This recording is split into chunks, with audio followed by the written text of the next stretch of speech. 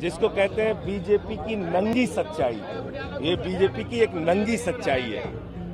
BJP पूरे देश के सामने नंगी हो चुकी है और उन्होंने बेशर्मी की सारी हदें पार कर दी। देश भर के जितने बड़े बड़े भ्रष्टाचारी थे, वो चाहे अजीत पवार हो जिन पे प्रधानमंत्री ने आरोप लगाया, अशोक चौहान हो जिनके ऊपर आरोप था कि उन्होंने कारगिल के विधवाओं के फ्लैट का पैसा खाया, हेमंत विश्व शर्मा जिस पे खुद बीजेपी ने बुकलेट जारी की मौत, शुभेंदु अधिकारी, मुकुल राय, जनार्दन रेड्डी, बड़े बड़े भ्रष्टाचारियों को आपने अपनी पार्टी के साथ मिला लिया, शामिल कर लिया।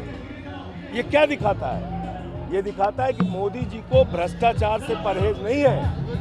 भ्रष्टाचार के खिलाफ जब बीजेपी बोलती है तो लगता है ओसामा बिन लादेन और डाकू गब्बर सिंह अहिंसा पे उपदेश दे रहे हैं। तो इसलिए इस कार्यक्रम के माध्यम से हम जन जन को जगा रहे हैं और दिल्ली की जनता वैसे भी जिस तरह से उनके मुख्यमंत्री, उनके लाल को, अरविंद केजरीवाल को जेल में डाला गया है, दिल्ली की जनता जेल का जवाब वोट से देगी और आप देखिएगा 7 की 7 सीटें इंडिया गठबंधन की आएंगी। आज सोमनाथ भारती यहाँ नई दिल्ली से हमारे कैंडिडेट हैं, उनको भी बड़ा जन समर्थन मिल रहा है। सर, आज अयोध्या में रोड शो है, प्रधानमंत्री मोदी का दर्शन करेंगे रामलला के, क्या कहना चाहेंगे? देखिए, प्रधानमंत्री जी अहंकार से लबरेज हैं।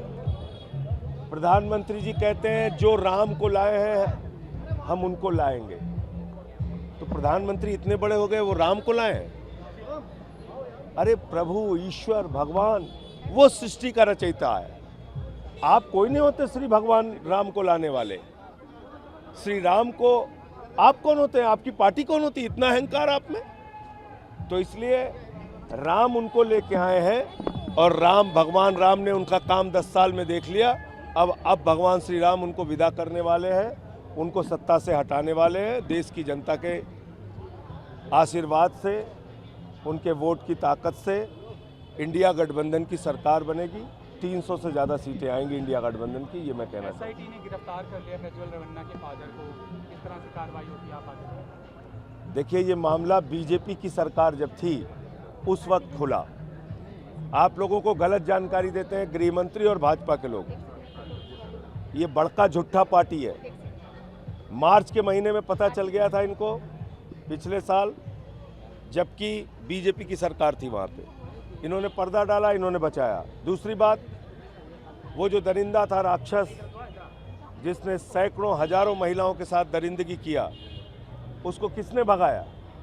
वो एक साइको की तरह जिस आदमी ने, उसके तमाम वीडियो अब तो सामने आ चुके हैं, प्रज्वल रेवन्ना को किसने भगाया? वो सांसद है। बगैर सांसद को, बगैर सरकार के क्लियरेंस के वो जा नहीं सकता। कैसे भाग गया? उसको मोदी ने भगाया, उसको बीजेपी ने भगाया। ये हाथरस कांड हो, प्रधानमंत्री खामोश। उन्नाव कांड हो, प्रधानमंत्री खामोश। पहलवान बेटियों का मामला हो, प्रधानमंत्री खामोश। और प्रज्वल रेवन्ना जैसे दरिंदे के समर्थन में जाके कहते हैं रेवन्ना को मजबूत करो, मैं मजबूत हूँगा। ये प्रधानमंत्री बोलते हैं। तो प्रधानमंत्री ने भगाया उसको। इसमें किसी के दिमाग में कोई डाउट नहीं होना चाहिए।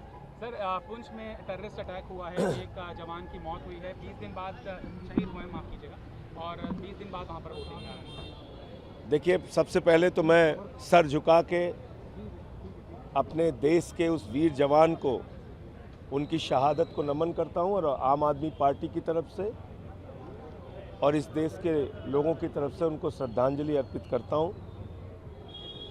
ये बहुत ही दुर्भाग्यपूर्ण घटना है और भारत की सरकार जो बार बार दावा करती है कि हमने आतंकवादियों को मिटा दिया, आतंक को मिटा दिया, उसके लिए चिंता का विषय। और ऐसी घटनाएं जब सामने आती हैं तो हम सब के लिए बहुत ही दुख और चिंता का कारण बनती है। गलवान घाटी में जो हुआ हमारे शहीदों के साथ, जो पुलवामा में हुआ, जिस तरह से चीन हमारे क्षेत्र में घुसपैठ करता है।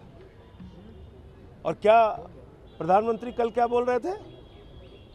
कह रहे थे पहले पाकिस्तान को लेकर सरकारें रोती थीं, आप हमारे शहीदों का अपमान कर रहे हैं। प्रधानमंत्री जी, आप भूल गए हमारे वीर जवानों ने अपनी शहादत दे के पाकिस्तान के 2 टुकड़े किए। आप उनकी शहादत को अपमानित कर रहे हैं। आप भूल गए हमारे वीर जवानों ने अपनी शहादत दे के पाकिस्तान के 2 टुकड़े किए। आप कहते हैं पहले लोग रोते थे, हमारे जवान रोते थे, हमारी सरकारें रोती थी पाकिस्तान के हमले को लेके। ऐसी बातें मत बोलिए, हमारे शहीद जवानों को अपमानित मत कीजिए। प्रधानमंत्री जी, भारत के जवान पहले भी बहादुर थे, आज भी बहादुर हैं। और आपने क्या किया? बिना बुलाए नवाज शरीफ के बर्थडे का केक काटने चले गए। पठानकोट में हमारे शहीदों की जांच आपने ISI से कराई। आपने तो देश को शर्मिंदा किया है।